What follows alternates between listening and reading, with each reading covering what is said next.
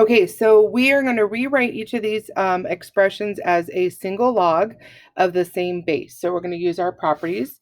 So remember, when the number up front, the coefficient is going to be the exponent. So when we do that, we get log x to the fifth plus log x squared. Then we want to condense that plus by multiplication, and then we just simplify.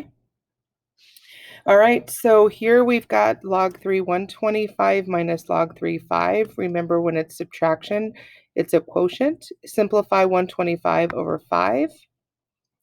All right, number 3, we've got our 2 that needs to be an exponent, our 3 that needs to be an exponent, and our 5. So we just take care of those one at a time. Then we're going to go working from left to right. So we're going to multiply these first. And then now we're going to move this to the bottom. All right, number 4. Okay, so we're going to work left to right. So we've got 60 over 4 plus log 4x. 60 over 4 is 15. Now we're ready to multiply those. And that's our final answer. Number 5, remember those coefficients become those exponents. The plus becomes multiplication. Number 6, again, any exponents adjust first. Remember, when you're multiplying, remember when you're squaring something, it's 2x times 2x. Now we've got to multiply that. All right, now we're going to be expanding, which means we're going to write multiple logs. We're going to either write it as a sum or a difference, so we're either going to be adding or subtracting. So this is x times y times z, so we're going to write it as addition. This is 2 times x, and then it's divided by y. So we've got our 2x, our divided by is the minus, and then now we need to break up the 2x. So this is 6 times x squared times y, so that's going to be all addition, and then we're going to take that 2 and put it as the coefficient. Here is 7 and then divided by x times y squared. Remember that these are the x and the y squared are all in the denominator.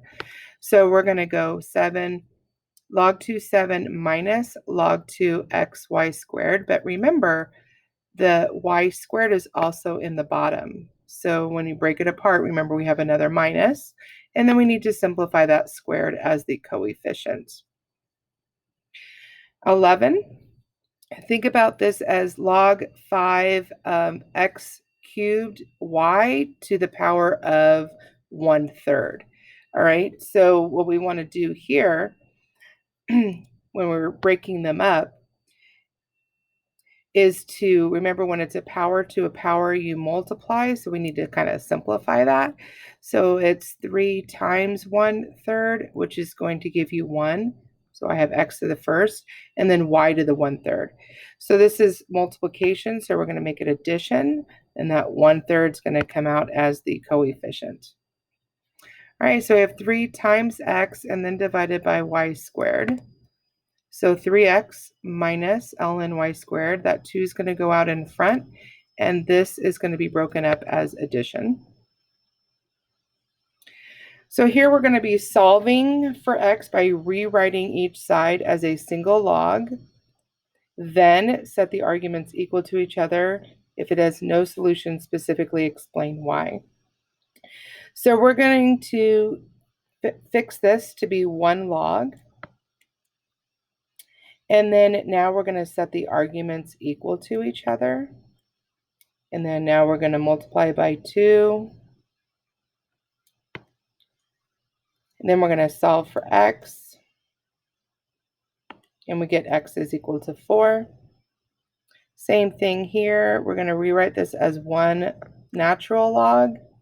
Set the arguments equal to each other. Multiply by 5 to get rid of the denominator. Solve for x. All right, so we're going to rewrite this as ln 3 squared times x minus 4. So we need to take this and multiply them. So remember, it's 9 times x minus 4, which gives me 9x minus 36. Set these guys equal to each other and solve. All right, so we've got x minus 3 plus log x, which means we're going to multiply them. And then here we are going to divide them. So I've got log of x squared minus 3x, and then log of 12 divided by 3. Simplifying that, and simplifying this over here, we're setting these equal to each other. So when you have x squared, remember that you're going to have to set it equal to 0 and then try to factor. All right, so we've got x is equal to 4. And then x is equal to -1. You've got to be careful. Got to check these, because what happens if I have log of -1 minus 3 plus log of -1? We've talked about this before, that your argument cannot be negative. So the fact that these are negative arguments means that x equal to -1 is not a solution. So the only solution is x equals 4.